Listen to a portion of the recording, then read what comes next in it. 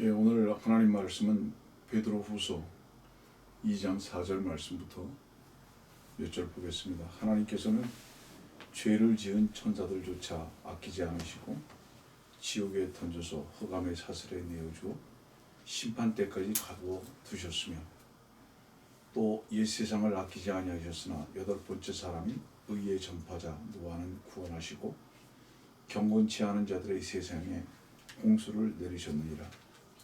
또 소돔과 고모라 성읍들을 무너뜨림으로 정죄하여 죄가 되게 하셔서 후세에 경건치 않게 살 자들에게 본으로 삼으셨으며. 유다서에 있는 말씀 한 곳을 보겠습니다. 유다서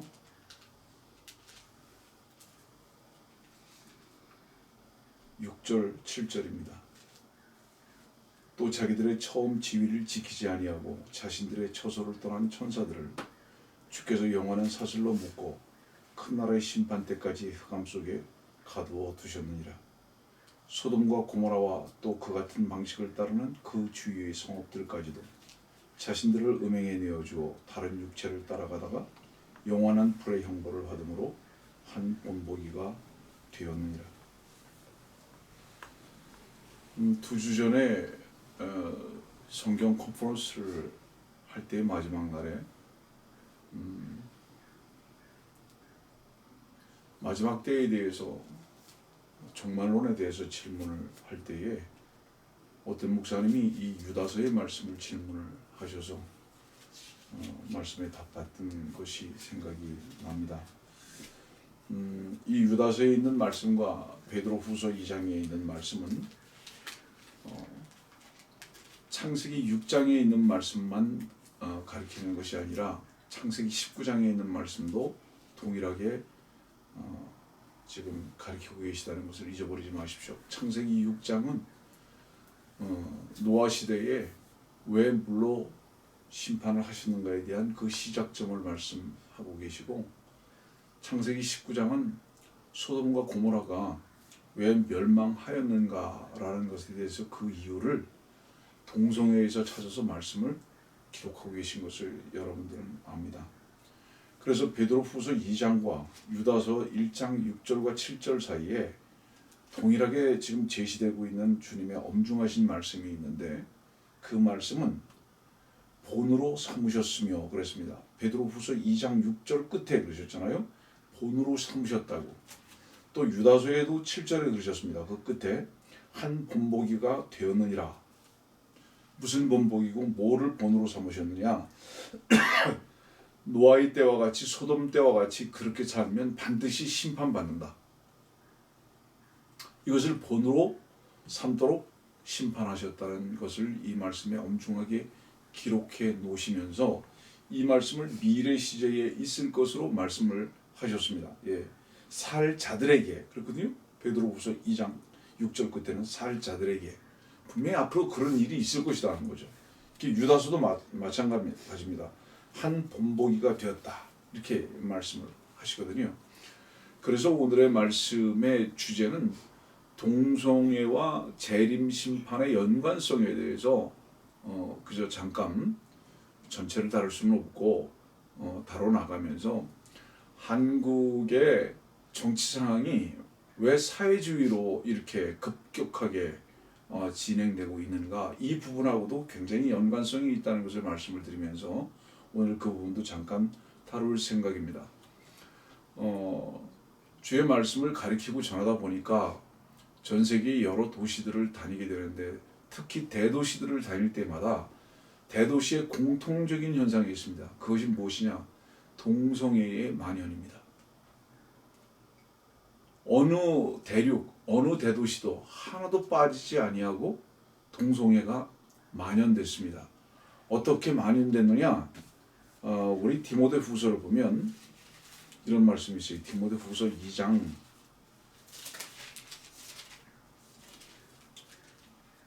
17절.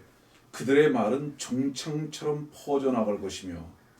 여러분들 이 종창처럼, 이 종창이 뭐죠? 몸에 보면은 이제 이 부스럼, 예, 피부병이죠. 작은 피부병이 한 곳에 시작이 되면 순식간에 다 퍼진다는 것을 말합니다. 말씀을 전하다 보니까 저는 그 호텔에 출입을 자주 하게 되는데 지난주에도 마찬가지입니다. 우리 LA에 모임 곧 교회가 시작돼서 LA 가서 말씀을 전하기 위해서 저는 호텔을 가게 됩니다. 혹은 덴버나 혹은 시애틀을 가게 됩니다. 가게 되면 참 마음이 좋지 않은 게 있어요. 그것이 뭐냐면 동성애자들이 공공연하게 출입한다는 겁니다. 예, 여러분들 놀라지 마세요. 특히 여자 동성애자들이 특히 많이 눈에 띕니다. 자, 이렇게 동성애의 만연, 정말 종창처럼 퍼져버린 현 세상입니다. 여러분들 제가 미국에 올 때만 하더라도요, 30여 년 전입니다. 그때는 동성애가 부끄러운 건 줄 알아가지고 은밀히 행했습니다. 그러나 근자에 들어서는 어떻죠? 이제 이 은밀한 것이 완전히 파쇄돼 버렸습니다. 이제 아주 공공연합니다. 한국도 이런 사회로 바뀌어버리게 됐죠. 창세기 9장에 있는 말씀 좀 보겠습니다. 창세기 9장.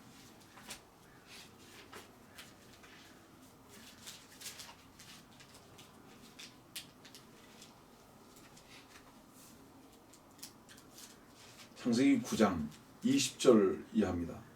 노아가 농부가 되어 포도원을 만들었더니 그가 포도주를 마시고 취하여 그의 장막 안에서 벌거벗은지라.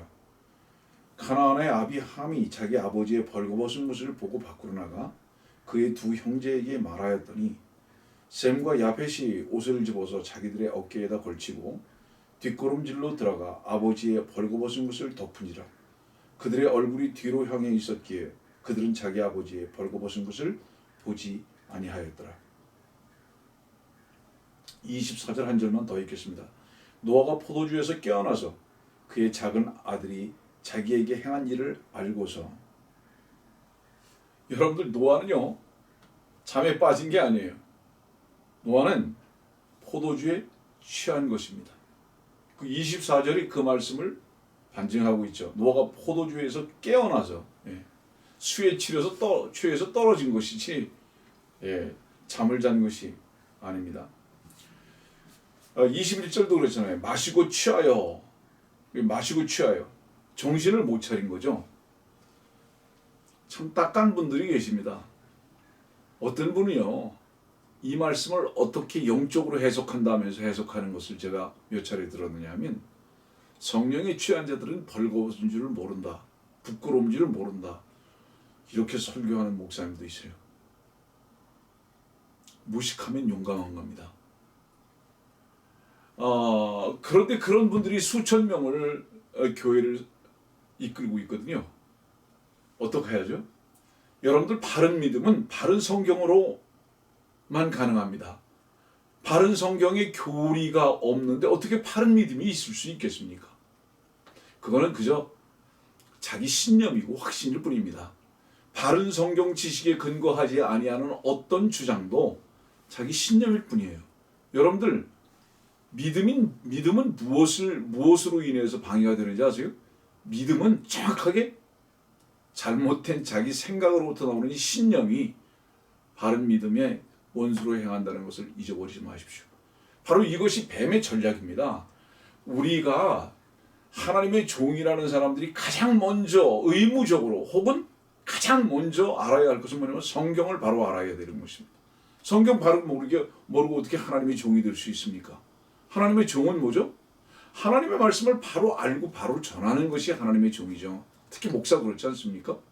근데 하나님의 종이라고 하면서 사람들에게는 인정받을지 몰라도 하나님의 말씀을 정확하게 알고 가르치지 못하기 때문에 결코 하나님의 종이라고 할 수 없는 겁니다. 그냥 자의적인 생각과 자의적인 사사로움의 해석일 뿐이죠. 그래서 그런 분들이 그렇게 해석한단 말이에요. 포도주를 성령으로 여겨가지고 여기 취하면은 부끄럽지 않다고 이렇게 가리킨단 말이에요. 그러나 오늘 이 노아가 취한 것이 무엇이고 함이 했던 것이 무엇인 줄 알면 깜짝 놀랄 것입니다. 여러분들, 창세기 9장은요 창세기 3장 이후로 모든 사람들에게 미움을 받는 구절입니다.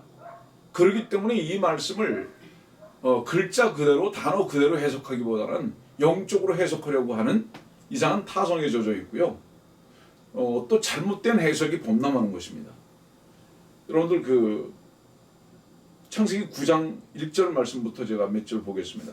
하나님께서 노아와 그의 아들들에게 복을 주시며 그들에게 말씀하시기를 다산하고 번성하여 땅을 다시 채우라. 너희를 두려워함과 너희를 무서워함이 땅의 모든 짐승들과 공중의 모든 새들과 땅 위에서 움직이는 모든 것들과 바다의 모든 고기들에게 미치리니 그들이 너희 손에 넘겨졌음이라. 살아서 움직이는 모든 것은 너희에게 먹을 것이되리라. 내가 모든 것을 푸른 채소같이 너희에게 주었느니라. 여러분들 어디가 생각나지 않습니까? 하나님께서 아담에게 말씀하셨던 말씀이 생각나지 않습니까? 이 말씀 여러분들에게 다시 한번 말씀드리는 이유가 뭔지 아세요? 아담은 하나님으로부터 위임받은 왕이었습니다. 노아도 마찬가지예요. 하나님께서 위임하신 또 다른 왕의 모습입니다. 다시 말하면 노아는 아담의 또 다른 유형인 것을 지금 여러분들에게 읽어드린 거예요. 그런데 20절 말씀 보니까 창세기 9장 20절 말씀 보니까 노아가 농부가 되어 그렇습니다. 농부.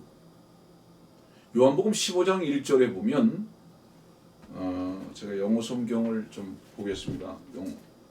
요한복음 15장 1절 나는 참 포도나무요 나의 아버지는 농부시라. 지금 요한복음 15장 1절의 말씀 하나에도요 너무나 엄청난 진리가 있습니다. 왜 주님께서는 나는 포도나무요라고 말씀하지 아니하시고 참 포도나무요 그렇게 말씀하셨죠? 분명히 가짜가 있다는 뜻입니다. 참 포도나무는 주인이 있는 것입니다. 그러나 가짜 포도는 들포도입니다. 주인이 없어요. 이것은 뱀을 가리킵니다. 나의 아버지는 농부시라고 그랬거든요.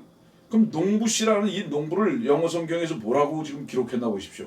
husbandman. husband이 뭐죠? 여러분들 영어 아시잖아요.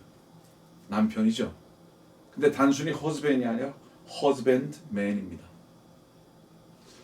지금 이 노아는 husbandman이에요. husbandman이 돼가지고 포도원을 만들었어요. 농부 무슨 뜻이죠? 농사짓는 남자 맞죠? 농부 농사짓는 남자. 또 지아비 부자를 쓴다면 농사짓는 아버지 남편이죠. 그래서 지금 여기 농부가 되어 포도원을 만들었다 그러거든요. 여러분들 그래서 성경에서 이 농부라는 말은 포도원을 지키는 자라는 뜻입니다. 이 남편이라는 말에서부터 되는 얘기인데 왜 이렇게 영어 성경은 이렇게 기록하고 계실까요? 포도는 뭐를 말하죠? 열매를 말하죠. 그리고 이 포도는 피를 말씀하시는 것이 분명합니다. 주님께서 왜 참포도나무실까요? 아버지는 왜 농부실까요? 아버지 하나님께서는 참 포도나무이신 주 예수 그리스도를 이 땅에 보내셔서 보혈을 흘리게 하셨습니다. 이 참 포도죠. 참 생명이 있게 하셨어요. 하늘로부터 내려오신 빵, 생명의 빵. 예. 그래서 이 주 예수 그리스도는 참 포도나무십니다. 시편 128편을 한번 볼까요?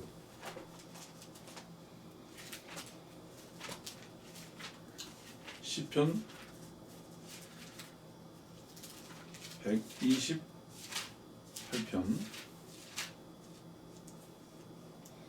3절입니다. 내 아내는 내 집 옆에 열매 가득한 포도나무 같으며 내 자식들은 내 식탁 주위에 있는 올리브나무 같으리로다. 예. 자식들이 식탁 주위의 나무들이에요.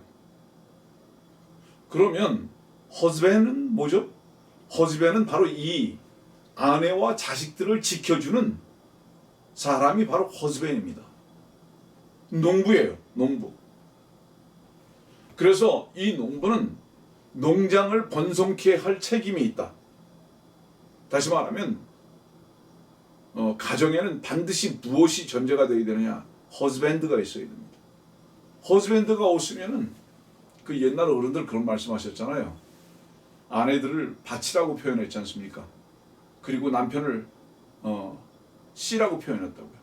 그래서 뭐 속어 같은 데를 보면 씨바지 이렇게 말도 했지 않습니까? 그럼 그것은 잘못된 말이 아닙니다. 그것을 속어로 썼을 뿐이죠. 사실은 우리 아내들은 밭으로 표현되죠. 그러나 남편들은 씨로 표현됩니다. 이게 생명의 씨죠. 그렇기 때문에 오늘 이 창세기 9장에 다시 보겠습니다. 창세기 9장 20절. 노아가 농부가 되어 포도원을 만들었더라. 그러거든요.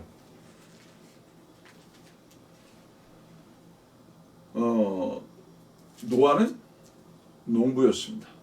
가정에서도 농부였습니다. 우리 마태복음 21장을 좀 보겠습니다. 연관되어지는 부분들이기 때문에 조금 더 참고를 할 수 있도록 제가 읽어드리는 겁니다. 마태복음 21장을 보면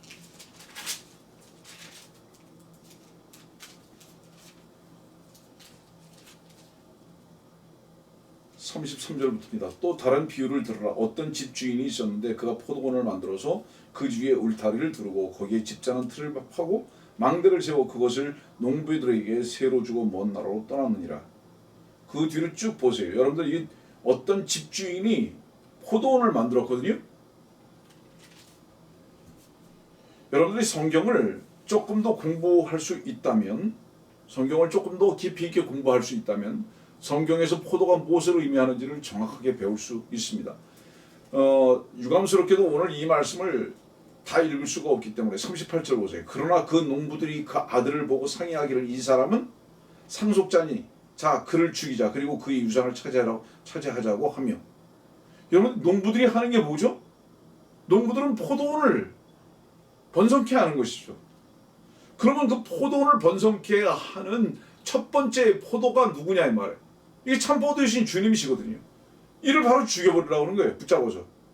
그래서 포도원 밖에 내어 던져 죽였느니라. 이 누굽니까? 주님이시죠. 이 포도원은 무엇입니까? 이스라엘이죠. 그러므로 포도원 주인이 오면 그 농부들에게 어떻게 하겠느냐라고 하시니 그 다음에 이제 43절 그러므로 내가 너에게 말하오니 하나님의 나라를 너에게서 빼앗아 그 소출을 가져올 민족에게 주리라. 이방인들의 교회가 되는 거죠. 이제 이것이.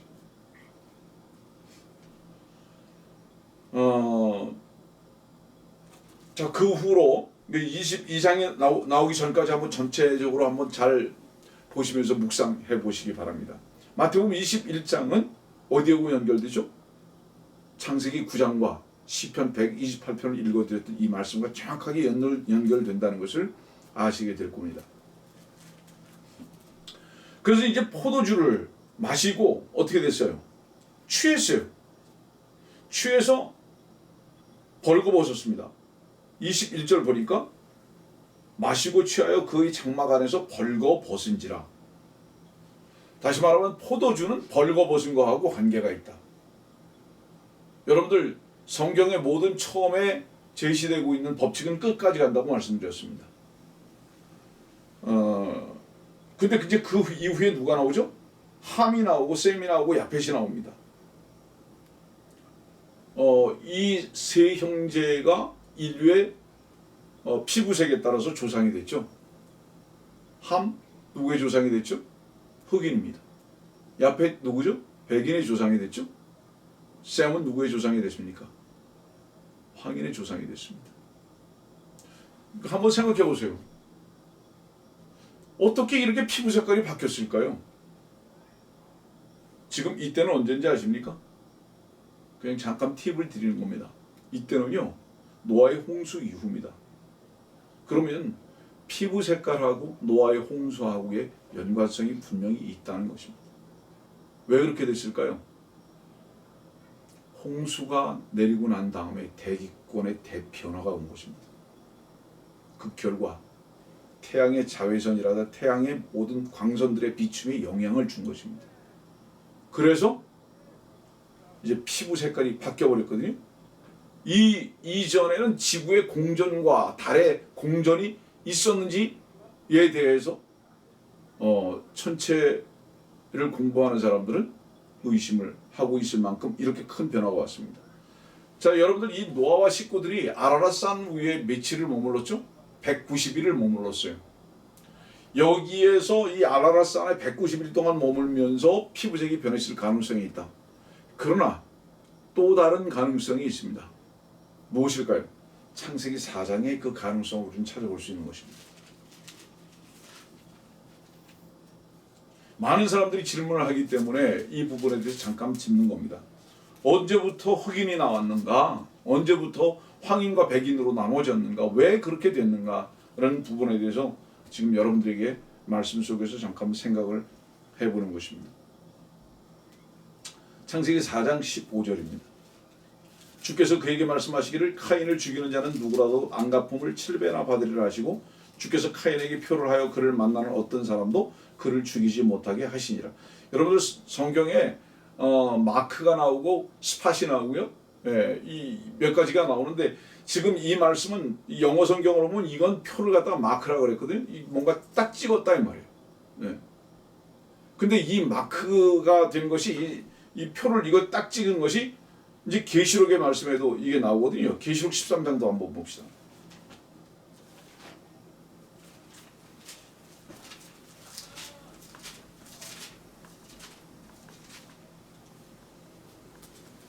계시록 13장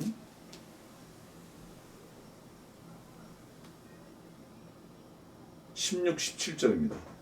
그가 모든 자, 즉 작은 자나 큰 자, 부자나 가난한 자, 자유자나 종이나 그들의 오른손이나 이마에 표를 받게 하고 그 표나 그 짐승의 이름이나 그의 이름을 숫자를 지닌 사람을 제어고는 아무도 사거나 팔 수 없게 하더라. 여기도 마크입니다. 예. 여러분들 영어 성경을 확인해 보세요. 뭔가 마크를 딱 찍은 거예요. 그런데 놀랍죠.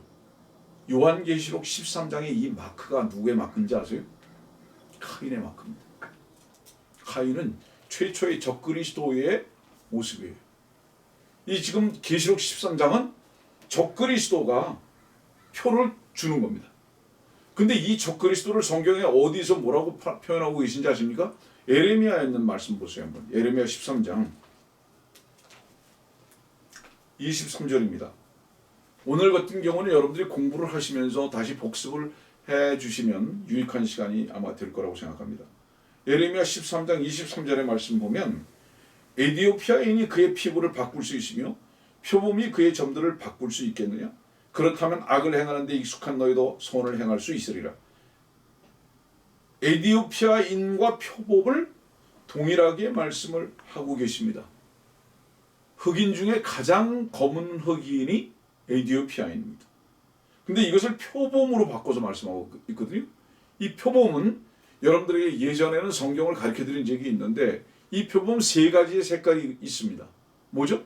황색깔, 배는 흰색깔, 등은 황색깔, 여기에 무슨 스팟이 있습니까? 무슨 마크가 있습니까? 검은 마크가 있어요. 캐톨릭의 수장이 방문하는 나라마다 땅에다가 키스하죠. 그 키스의 입술에 합쳐진 모습이 표범의 마크라고 말씀을 드렸습니다. 그러면 이 에레미야에 있는 이 말씀, 에레미야 13장 23절에 이 표범과 이 에디오피아인을 왜 여기다 기록해 놓으셨냐면 바로 적그리스도의 모습을 기록하고 계시거든요. 통합된 존재입니다. 통합된 존재. 세 민족이 세 어떤 그 황인과 백인과 흑인이 통합된 이 통합된 자가 바로 이 적그리스도라는 뜻입니다. 그 시리아계 흑인이라고 보통 이렇게 얘기하죠. 네.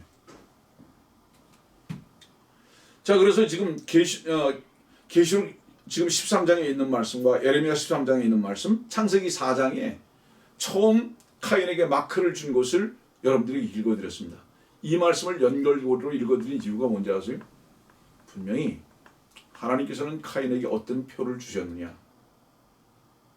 흑인의 DNA가 거기서부터 시작됐다.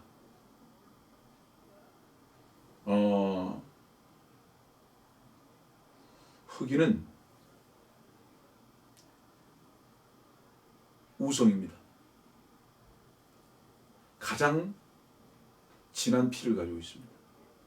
그래서 황인이나 백인하고 결혼을 해도 그 당대에는 아니라도 몇 대 후에라도 반드시 흑인을 출생합니다.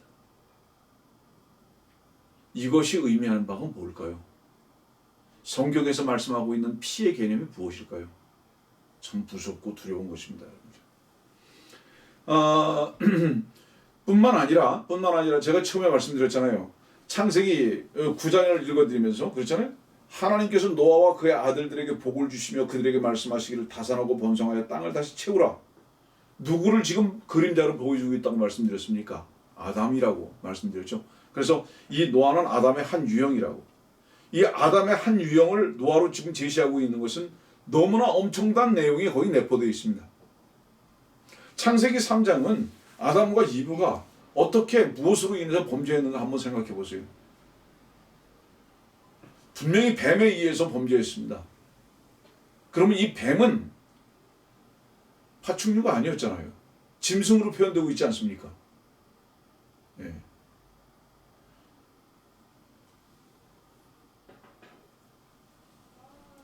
오늘은 시간이 많이 가기 때문에 더 이상 구체적인 내용을 여러분들에게 말하지는 않겠습니다.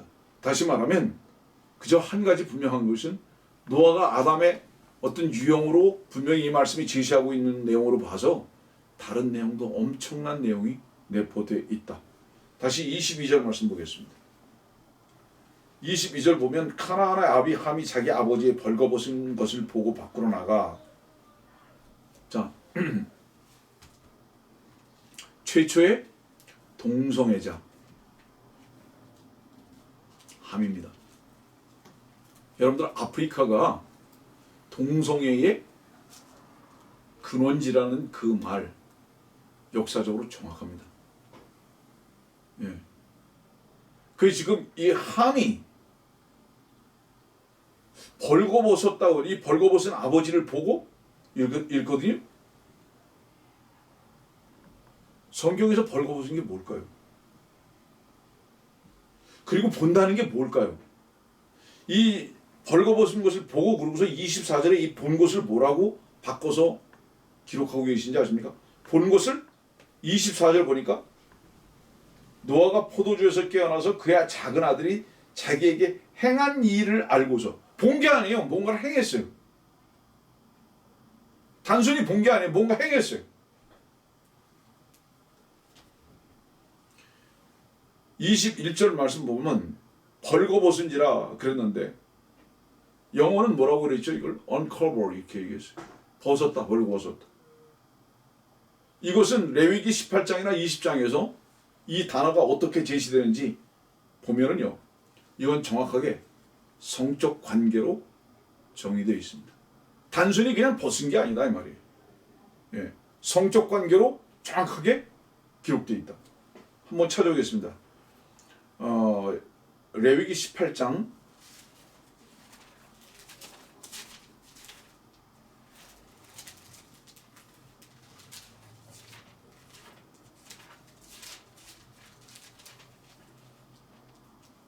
18절 또한 너는 네 아내가 생존하는 동안에 그녀의 자매를 아내로 취하여 벌거벗음을 드러내어 그녀로 괴롭게 하지 말라.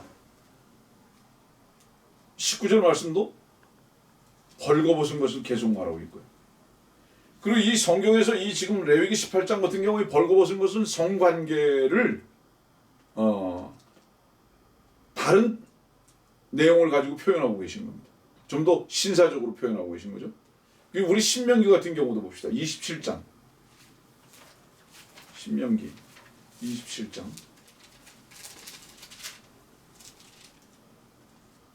20절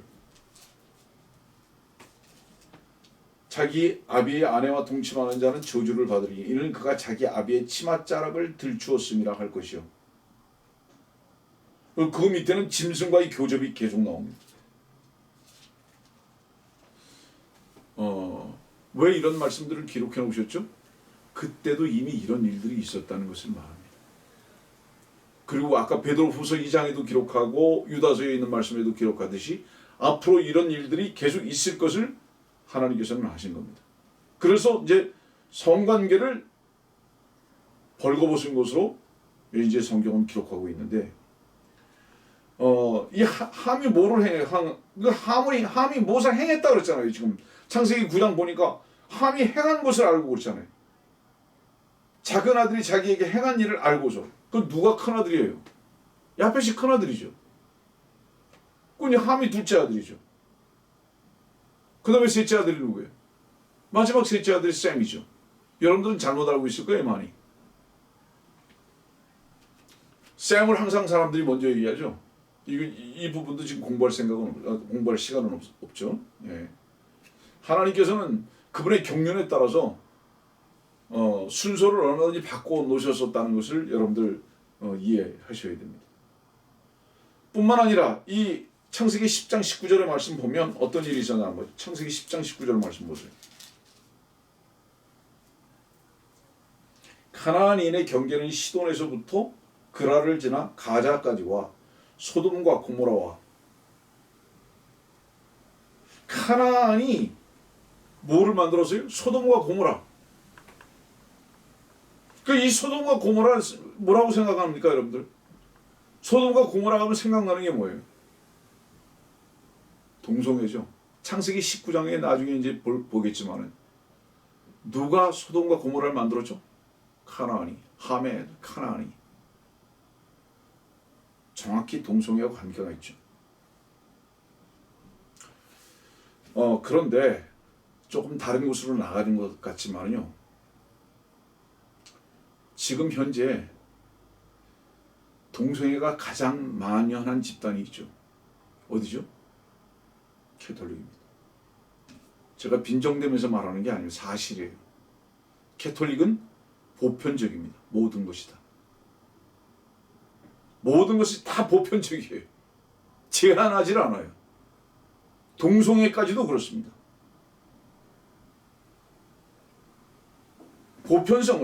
보편성이라는 것은 캐톨릭의 신앙이에요. 이 보편성이 캐톨릭의 신앙인데 바로 이 신앙은, 이 보편성의 신앙은 뱀에 기초하는 것입니다. 무엇이든 다 똑같아야 돼요. 평등해야 돼요. 한국에요. 지금 크게 문제되는 게 하나가 있죠. 소득주도 성장. 소득주도 성장은 정확하게 말해서 사회주의입니다. 자유민주주의가 아니에요. 자유민주주의하고 사회주의하고 딱 정확하게 갈라놓을 수 있는 단어가 있습니다. 그게 뭔지 아세요?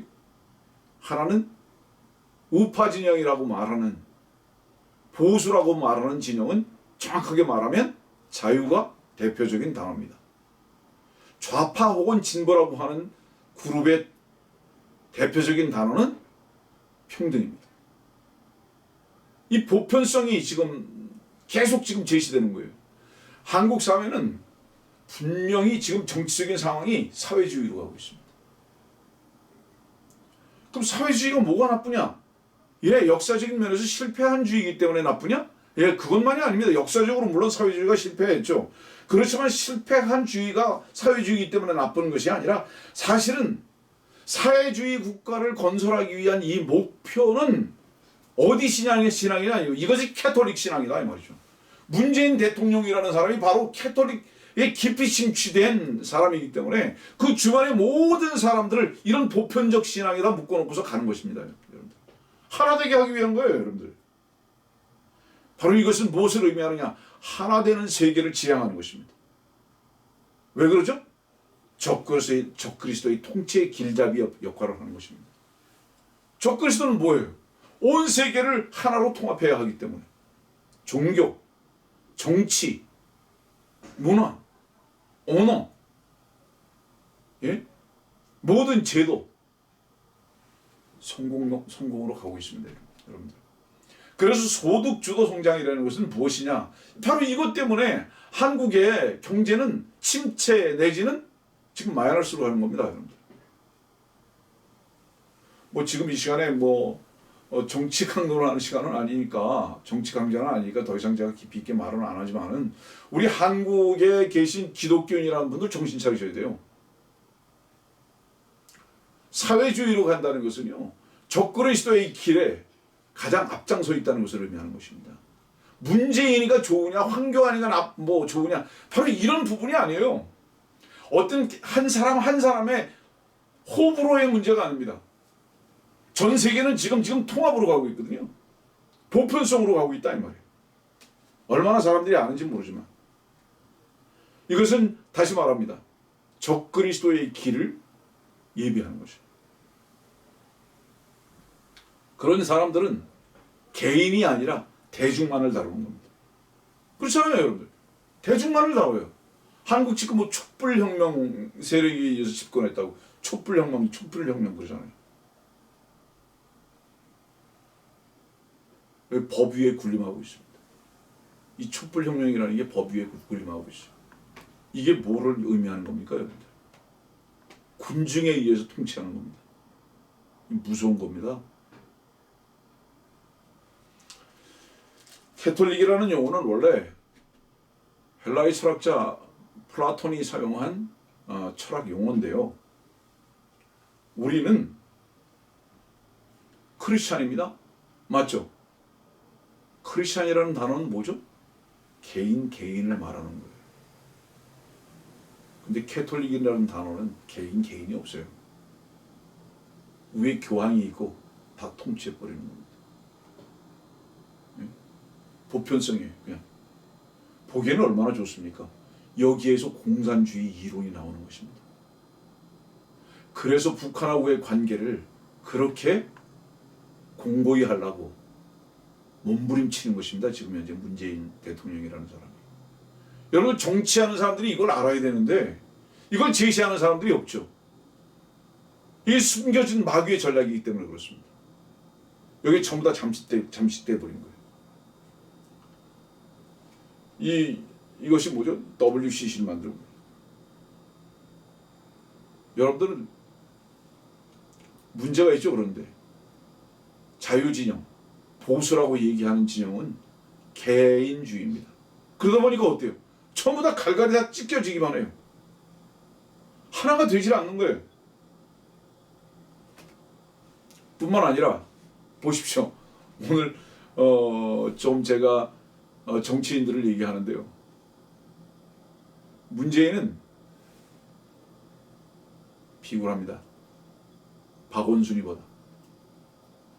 박원순이 뭐라 그러죠? 동성애 옹호론자예요. 모든 진보라고 포장된 좌파는 동성애 다 옹호하고 있습니다. 한국의 동성애가 저렇게 만연할 뿐만 아니라 저 정도로 지금 뿌리를 내리고 있는 그 모든 백그라운드가 뭔지 아세요? 진보주의자들 때문이에요.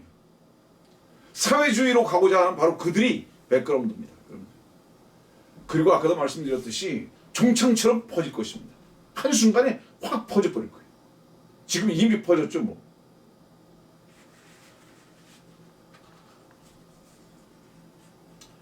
왜 그렇게 하죠? 모든 걸 다 나누는 거죠. 자, 인종통합이라는 것은 어떤 결과를 가져옵니까? 인종통합. 혼혈을 가져오죠. 여러분들, 아프리카 선교한다고 가는 사람 많거든요. 그것이 무엇을 의미하는지를 정말 알았으면 좋겠는데, 하나님께서는 차별하시는 하나님이시거든요. 이 말씀을 알아들을 수 있는 사람이 얼마나 될까요? 자, 보세요. 아브라함은 누구를 아내로 얻었죠? 하갈이죠. 하갈은 어디 사람입니까? 함족이죠. 흑인이에요. 그 결과 어떤 일이 있었습니까? 이스마엘을 낳았죠. 이스마엘은요, 황인과 흑인의 혼혈이에요. 네? 그리고 난 후에 13년 동안 하나님과 말씀이 단절됐죠. 롯의 아내는 또 누구죠? 롯의 아내도 함족이에요. 흑인이에요. 그 결과 어떤 비극적인 결말이 있었던 거 여러분들 너무 잘 아시죠? 창세기 19장에 보면 딸들과의 관계. 모세는 어땠죠? 모세도 마찬가지죠. 다윗은 어땠죠? 다윗도 마찬가지죠. 삼손은 어땠죠? 삼손도 마찬가지죠. 그 결과는 어땠습니까? 지금 이 세상은요, 하나됨이라는 구호 속에 다 술 취해버렸습니다. 전부 하나 되잖아. 하나 되죠. 어두움과 빛도 하나 되고, 흑인과 황인과 백인도 하나 되고, 차별을 다 없애버리는 겁니다. 예. 분리를 거부하는 겁니다. 하나님께서는 어떻게 하셨죠? 창세기 11장 4절 끝에 보니까, 예? 인간들은 흩어지지 않게 하자 그랬어요. 흩어지지 않게 하자. 하나님께서는 뭐라고 말씀하셨죠? 8절 말씀 보니까 그들을 그곳에 온 지면에 다 멀리 흩으시니, 9절 끝입니다. 그들을 온 지면에 멀리 흩으셨더라. 하나님께서는 흩어버리셨어요. 왜 흩으셨죠? 죄는 모이면 모일수록 단단해요. 이야, 여러분들, 하나님을 대적하는 자들, 말씀 앞에 거부하는 자들의 결집은 무섭습니다. 조폭의 결집이 무섭듯이 하나님을 사랑하는 자들은 보여지질 않아요. 자꾸 흩어져요. 그리스도 안에서 성령으로 하나 되게 하신 것을 힘써 지켜야 하는데, 그리스도 안에서 하나 된 자들은 흩어지고 여전히 또 계속 흩어져요. 죄로 하나 되는 자들은 피로 인해서 단단하게 뭉쳐집니다. 여기 지금 보세요. 창세기 11장의 3절에요. 벽돌로 돌을 대신하고 역청으로 회원죽을 대신하였으며, 여기서 역청이 뭔지 아세요? 여러분들, 역청으로 회원죽을 대신했다. 이 역청은요, 피예요, 피. 원어의 이 역청은 피거든요. 얼마나 이 피로 단단하게 하나가 됐는지. 혼혈이 왜 이렇게 만연한지 아십니까, 여러분들? 하나 되게 하게 하기 위한 하나의 수단이에요. 가장 강력한 수단입니다, 이것이, 혼혈이. 피로 하나 되고 주님을 대적하는데 하나가 되는 것은 얼마나 강력한 힘을 발휘하는지 무섭습니다. 모든 세상은 하나님을 대적해서 하나 되는데 술 취해버렸습니다. 창세기 9장 28절 29절. 홍수 후에 노아가 350년을 살았더라. 노아의 모든 날은 950년이었으며 그가 죽으니라.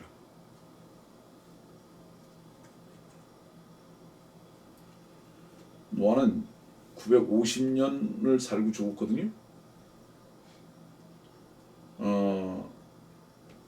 이것은 연도수로 계산하면 아브라함이 태어나기 2년 전에 죽은 겁니다. 그러니까 노아가 죽고 2년 후에 아브라함이 태어난 겁니다. 또 다른 역사적인 사실을 말하죠. 님롯이라는 사람이 나오는데요. 여기 지금 창세기 10장에 보면 9절과 10절입니다. 쿠스가 또 님롯을 낳았으니 그가 세상에서 처음으로 힘센 자가 되었더라. 그가 주 앞에서 힘센 사냥꾼이었으므로 사람들이 말하기를 주 앞에 님롯 같은 힘센 사냥꾼이라 하더라. 저기 이 지금 님롯이 나오거든요. 그 님롯은 바벨탑을 세웠거든요. 이 바벨탑을 세운 님롯이 이 바벨탑이 무너지는 것도 분명히 봤습니다. 자, 말씀 이제 정리할게요. 오늘 지금 동성애와 재림 심판에 대한 연관성을 지금 말하고 있으니까요. 레위기 20장을 보겠습니다.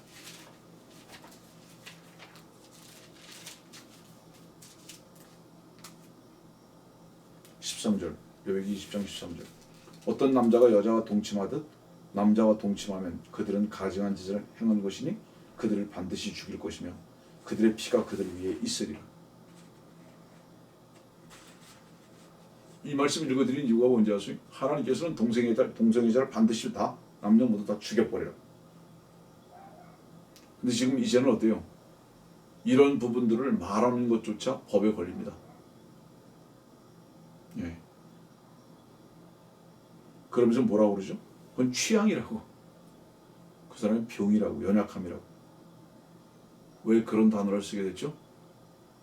이 사실은 하나님의 말씀과 다른 것을 얘기하는 것은 하나님을 모독하는 거거든요. 근데 왜 그런 단어들을 쓰고자 했죠? 이게 뱀의 언어입니다. 사탄의 언어라고. 그런데 놀랍게도요, 캐톨릭이라는 곳에 바로 이것이 만연하고, 동성애가요. 캐톨릭이라는 진보 세력과 사회주의로 가고자 하는 이 통합의 세력들이 하나님의 말씀을 희석시킬 뿐만 아니라 대항해서 싸우고 있습니다. 그리스도인이라는 사람들은 정신 차려야 됩니다. 창세기 6장 말씀 보겠습니다.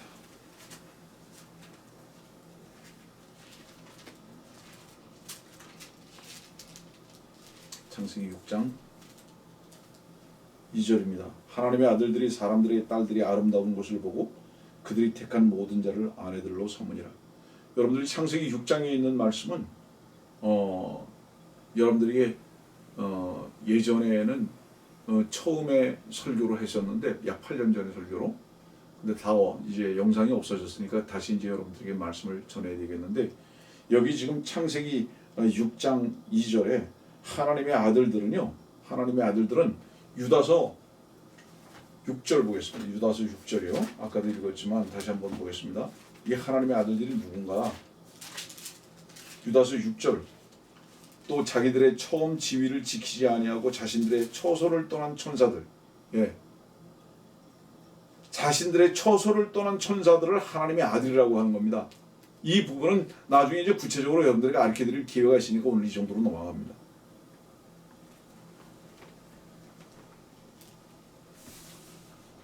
자, 예루살렘은요, 동성애가 지금 만연합니다.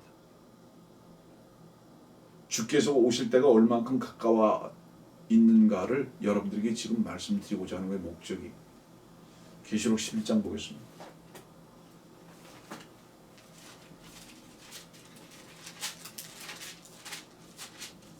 계시록 11장 8절입니다. 그리하여 그들의 죽은 몸들이 큰 도성의 길거리에 놓이리니 그곳을 영적으로는 소돔과 이집트라고 부르며 우리 주께서 십자가에 처형되신 곳이라. 여기 그들이라는 복수로 나오는 자가 누구죠? 모세와 엘리야입니다. 다시 오실 거죠? 두 선지자가. 주께서 오실 바로 그 전에. 그래서 주의 말씀 전하는 거죠. 이것이 이들이 누구죠? 지금 11장 그 앞에 보면 4절입니다. 이들은 땅에 하나님 앞에 서 있는 두 올리브 나무며 두 추땡이라. 모세와 엘리야. 근데 이 모세와 엘리야가 큰 도성 길거리에 놓입니다. 죽어서. 근데 그곳이 어디냐? 예루살렘인데 영적으로는 소돔과 이집트라고 부르며 우리 주께서 십자가에 처형되신 곳이다. 여러분들, 예루살렘은 완전히 소돔됐습니다. 기회 있을 때 여러분들 꼭 창세기 19장 보십시오. 아까 우리는 베드로후서 2장과 유다서를 봤습니다. 하나님께서는 왜 창세기 19장이나 창세기 6장이나 왜 이렇게 기록해 놓으셨을까요? 본으로 삼으라고. 유다서에 있는 말씀 마지막 읽고 마치겠습니다.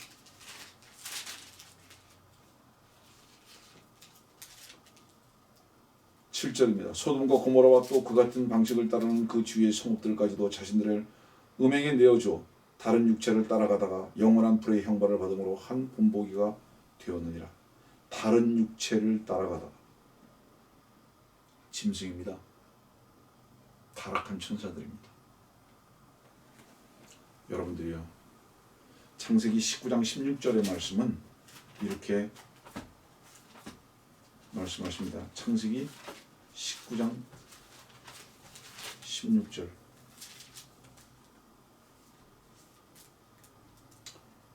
롯이 머뭇거리고 있을 때 그 사람들이 그의 손과 그의 아내의 손과 그의 두 딸의 손을 잡았고 주께서 그에게 자비를 베푸시어 그를 인도하여 성읍 밖에 두시니라. 성읍 밖에 두시니라. 여러분들, 성경에서 성읍 안과 밖의 차이점이 얼마나 큰지 아십니까? 예? 성읍 안과 밖이 얼마나 큰 차이가 있는지 아십니까, 여러분들? 이 성읍이 최초에 나오는 게 어디? 창세기 4장이잖아요. 창세기 4장을 보면 17절의 말씀 보니 카인이 그의 아내를 알았더니 그녀가 임신하여 에녹을 낳은지라. 카인이 도송을 세우고 그 도송의 이름을 자기 아들의 이름을 따라 에녹이라 하였더라. 이 도송 처음 나오죠, 지금 창세기 4장에. 그럼 카인이 어디 살았다는 거예요? 이 도송 안에 살았어요. 근데 이 도성이요, 계시록에 보면 어떻게 나타나나 한번 보십시오. 계시록 18장이죠.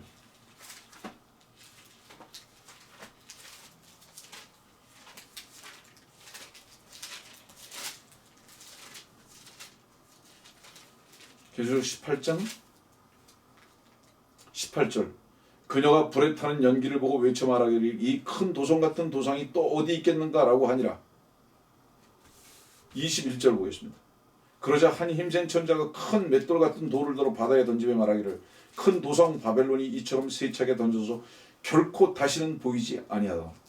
그 다음에는 하늘에 예루살렘 성이 있습니다. 성 다 끝나버렸어요. 이 땅에 모든 건축되어지는 모든 도성은 시작이 카인입니다. 창세기 4장에. 처음에 말씀드렸잖아요. 세계 이곳저곳을 큰 도성을 다니다 보면 전부 다 무엇이 많이 한 겁니까? 동성애, 5대양 6대주, 어느 곳을 가도 롯을 도성 밖에, 성 밖에 두셨습니다. 우린 그러면 도시에 살지 말자는 뜻인가? 예, 가능하면 그럴 수 있으면 얼마나 좋겠습니까? 우리는 세상 사람들과 무관한 삶을 살아야 합니다. 그리스도 안에서의 삶이 참된 자유인 것을, 여러분들 풍성인 것을 체험하시는 삶을 살아야 합니다. 주께서는 본을 세우셨어요. 반드시 멸망시키신다. 전 세계는 동성애로 만연되어 있습니다. 주께서 오실 날이 너무 급박하다는 것을 여러분들에게 말씀을 드리고 다음 기회에 창세기 6장의 부분을 여러분들에게 전하겠습니다.